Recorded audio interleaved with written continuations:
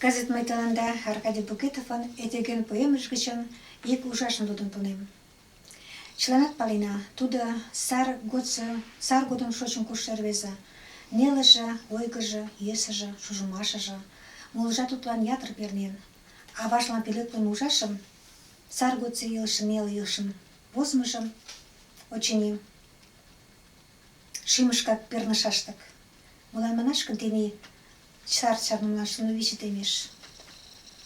Поэтын возен кодымо шке илыш гычын илышым илыме случайжым, очыни, кажне палышаш.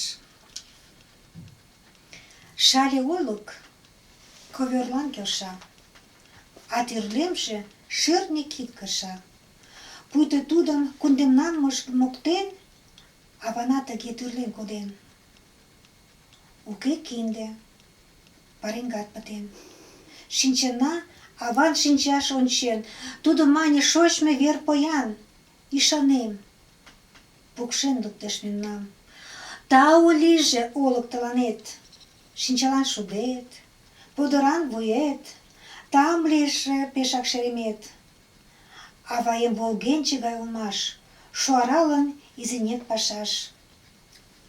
Тӱредеш гын, вурсырла модеш, ик касалык лекынат возеш. Ошкым колта гын ош йӱксыла, муралта кеч-кӧн шӱм-чон шула. Ой, тый сур куку, ойгет куку. Жап шудеак сурештат куку. Кеч-кунам улат тый шӱлыкан, йӱкым ок пу шӱмбелем молан. Маныт, ава кумыл — ший кечыйол. Ньогажлан тудо эн шерге шол. Козыраҥше кидше кеч вӱдотызан.